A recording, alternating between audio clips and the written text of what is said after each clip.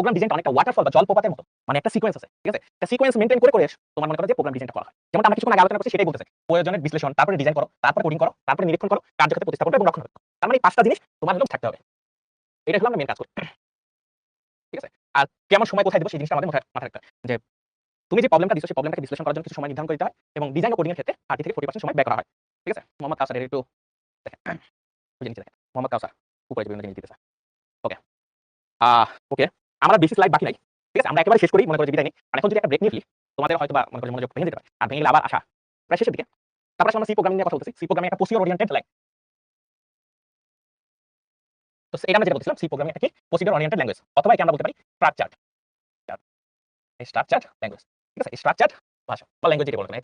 তারপর আমরা আর কি শিখছিলাম? সি ল্যাঙ্গুয়েজ এটা হলো 1972 সালে আবিষ্কৃত হয়েছে। কত সালে আবিষ্কৃত হয়েছে? 1972 সালে। কে করছিল? ডেনিস রিচি। অলরেডি আমরা সেটাও জানি।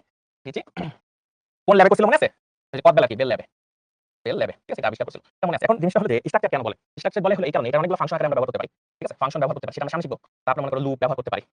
তারপরে টপ ডাউন পদ্ধতিতে আমরা সমাধান করি। ঠিক আছে? টপ ডাউন পদ্ধতিতে। টপ ডাউন মানে কি? আমরা অনেকগুলো কাজকে প্রথমে একটা বড় সমস্যাকে আমরা ছোট, ছোট সমস্যায় ভাগ করে নিই। ভাগ করে তারপর সমাধান করার চেষ্টা করি। ঠিক আছে? এইভাবে করে এই প্রসিডিউর মানে একটা ধাপে, ধাপে আমরা করার চেষ্টা করি। আমরা ব্লক পদ্ধতিতে জিনিসটা করি। একটা ফাংশন মানে কি? একটা ছোট কাজ যোগ করা কাজ একটা ফাংশনে, বিয়োগ করা কাজ আরেকটা ফাংশনে আমরা ছোট, ছোট বিভিন্ন অংশে কাজ করতে পারি। তাই এটা একটা প্রসিডিউর ওরিয়েন্টেড ভাষা বা স্ট্রাকচারড ভাষা আমরা বলতে পারি।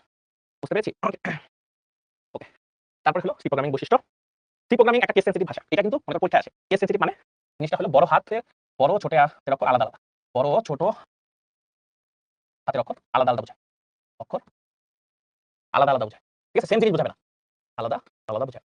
মানে ছোট হাতের এ আর বড় হাতের এ এক জিনিস বোঝায় না। ঠিক আছে? এটা হলো কেস সেনসিটিভ। কেস সেনসিটিভ মানে হলো বড় হাতের অক্ষর এক জিনিস বোঝায়, ছোট হাতের অক্ষর এক জিনিস বোঝায়। ঠিক আছে? এই জিনিসটা মাথায় রাখবেন। তারপরে সি প্রোগ্রামিং ভাষার সবার শেষে অপারেটর রয়েছে। লাইব্রেরি ফাংশনটা অনেকটা এমন যে ধরো কিছু, কিছু কাজ অলরেডি একটা স্টেটমেন্ট কি করতে হয় শেষ করতে হয়। তারপর অনেকগুলো লাইব্রেরি ফাংশন আছে, অপারেটর রয়েছে। লাইব্রেরি ফাংশনটা অনেকটা এমন যে ধরো কিছু, কিছু কাজ অলরেডি জানে যে তোমার আসলে যোগ করা লাগবে। তখন যোগ করার জন্য যেই ধরনের কোড লিখা লাগে সেটা আমাদের আরেক জায়গায় আছে। ওই কোডটাকে তুমি জাস্ট ইউজ করবা। ওইটা লাইব্রেরি আকারে থাকে। ওই লাইব্রেরি ফাংশন যখন আমরা কোড আর প্র্যাকটিক্যালি শিখাবো তখন এই জিনিসটা জানবা। তো লাইব্রেরি ফাংশনগুলো ইউজ করা যায়। মধ্যম স্তরের ভাষা অলরেডি জানি। জেনারেল পারপাস ল্যাঙ্গুয়েজ তার মানে আমি জেনারেল পারপাস ল্যাঙ্গুয়েজ হিসেবে ব্যবহার করতে পারি। স্ট্রাকচার কেন সেটা বলছি। এটাও বলছি। স্পেস অগ্রাহ্য করে। তার মানে স্পেস দেওয়া যায় না। ঠিক আছে? স্পেস বলতে তুমি ধরো একটা নামের মাঝখানে একটা স্পেস দিয়ে রাখছো। জিনিসটা অনেকটা এমন ধরো যে কি লিখবো? ধরো এ নাম 2.0 ঠিক আছে? তুমি যেটা আলাদা করবে এটাকে একটা আলাদা করবে। তো এই জিনিসটা বোঝানো হইছে এখানে। ঠিক আছে? আমরা সামনে যাই। তারপরে বলছে আর কি আছে? সিস্টেম লেভেলের প্রোগ্রাম। বিভিন্ন ধরনের সিস্টেম লেভেলের প্রোগ্রাম কিন্তু আমি এই সি দিয়ে তৈরি করতে পারি। যেমন ধরো বিভিন্ন ধরনের ড্রাইভার। ড্রাইভার বলতে আবার তোমার গাড়ি ড্রাইভার ভাইবো না। আসলে ড্রাইভার সফটওয়্যার। তোমার ধরো তুমি কোন একটা কিবোর্ড চালাবা। তখন তোমার কিবোর্ডে কেমনে, কেমনে কাজ করবে সেটা তোমার কম্পিউটার জানে কেমনে? যে ধরো তুমি কম্পিউটারে ধরো তোমার কিবোর্ডে তুমি ইন্টার প্রেস করবা। ইন্টার প্রেস করলে তোমার ধরো কম্পিউটার কিছু একটা জিনিস দেখাবে। এখন তোমার কম্পিউটার তো সেটা জানবে না সহজে। তো ওই কারণে কিবোর্ডের একটা ড্রাইভার সফটওয়্যার ওই কম্পিউটারে থাকে। ড্রাইভার মানে কি? ও যে কাজগুলো কিভাবে তোমার সাথে কমিউনিকেশন করবে, কম্পিউটারের সাথে কমিউনিকেশন করবে, সেই কমিউনিকেশনের কাজটা ড্রাইভার সফটওয়্যারের মাধ্যমে করে। এখন বিভিন্ন ধরনের ড্রাইভার সফটওয়্যার আসলে আমাদের সি ল্যাঙ্গুয়েজ দিয়ে তৈরি করা যায়।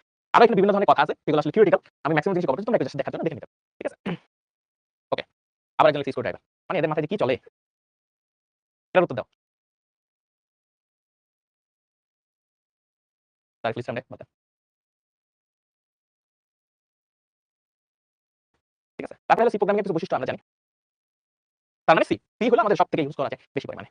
ঠিক আছে? তারপরে হলো সি প্রোগ্রামিং এর কিছু বৈশিষ্ট্য আমরা জানি। কি বৈশিষ্ট্য আছে আরো? বিভিন্ন প্রোগ্রামিং ভাষা কম্পাইলার নিজেও তৈরি করে। তার মানে বিভিন্ন প্রোগ্রামিং ভাষা কম্পাইলার কিন্তু সি দিয়ে তৈরি করা যায়। ঠিক আছে? এটা একটা মজার জিনিস। মানে তুমি ধরো অন্য কোন একটা প্রোগ্রামিং ল্যাঙ্গুয়েজ করবা, এখন প্রোগ্রামিং ল্যাঙ্গুয়েজ থেকে মেশিন ভাষায় রূপান্তর করবা। এখন এই মাঝখানে যে অনুবাদক বা মনে করো যে কম্পাইলার যেটা সেটা কিন্তু সি ভাষা দিয়ে তৈরি করা যায়। আবার বিভিন্ন কম্পিউটার অপারেটিং সিস্টেম যেটা আছে যেমন তোমার এখানে উদাহরণ হিসেবে দিছি লিনাক্স কিন্তু সি দিয়ে তৈরি। দেখছো তার মানে কত কিছু আছে।